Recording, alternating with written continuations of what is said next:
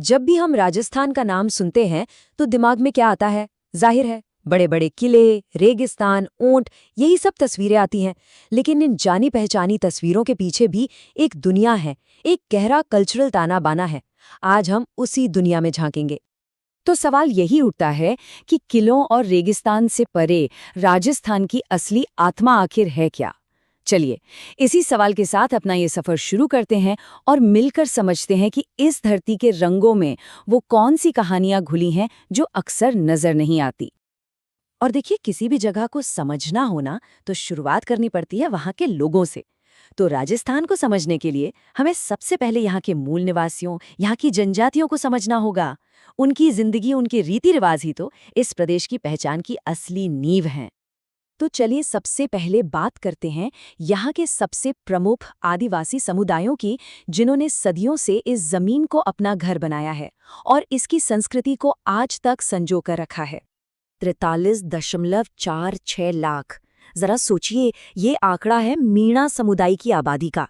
ये ना सिर्फ राजस्थान की सबसे बड़ी जनजाति है, बल्कि यहाँ के समाज और कल्चर पर इनका बहुत गहरा असर भी है। अच्छा, अब ये जो स्लाइड है ना, ये वाकई दिलचस्प है। ये हमें इन दो बड़ी जनजातियों की अपनी अपनी पहचान दिखाती है।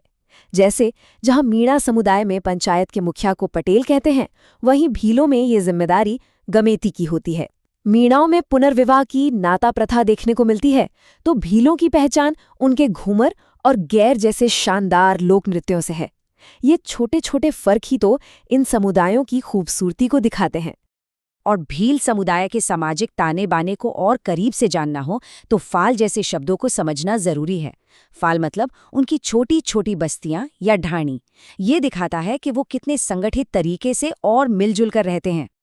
चलिए, लोगों को तो हमने समझा, अब थोड़ा आगे बढ़ते हैं और देखते हैं कि कैसे इन समुदायों की आस्था और कला ने मिलकर राजस्थान को वो रंग दिए हैं जिसके लिए वो इतना मशहूर है। अच्छा, यहाँ एक मजेदार सवाल है। क्या किसी को मालूम है कि वो कौन है जिन्होंने कालबेलिया डांस को पूरी दुनिया में पहचान दिलाई? ये राजस्थान की कला का एक बहुत बहुत जरूरी हिस्सा है और वो नाम है गुलाबो सपेरा। उन्होंने इस पारंपरिक सर्प नृत्य को एक अलग ही लेवल पर पहुंचा दिया। आज ये यूनेस्को की कल्चरल लिस्ट का हिस्सा है। सोचिए, ये है एक कलाकार और उसकी कला की ताकत। कला की बात तो हो गई, अब जरा आस्था की तरफ चलते हैं।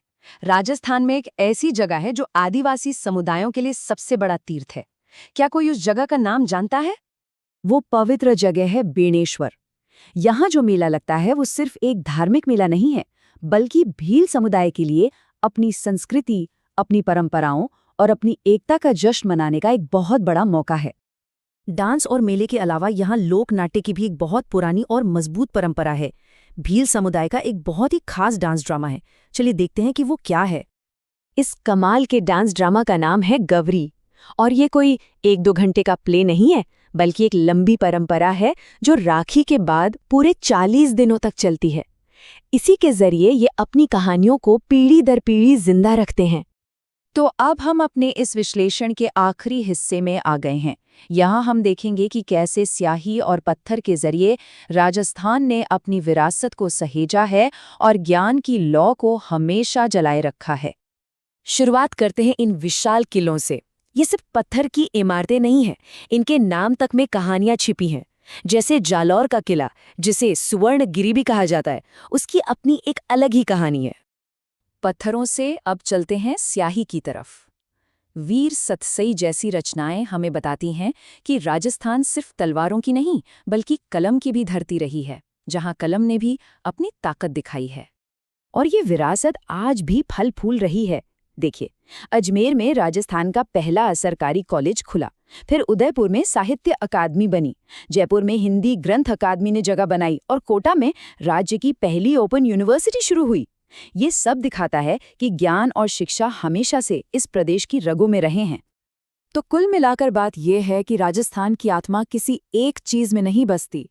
ये तो यहाँ के लोगों, उनकी कला और उनकी सदियों पुरानी विरासत का एक ऐसा संगम है जो इसे वाकई में बेजोड़ बनाता है। और ये हमें सोचने पे मजबूर करता है ना, कि राजस्थान की तरह ही भारत के कोने-कोने में न जाने ऐसी कितनी अनकही, अनसुनी कहानियां होंगी जो बस अपने खोजे जाने का इंतजार कर रही हैं।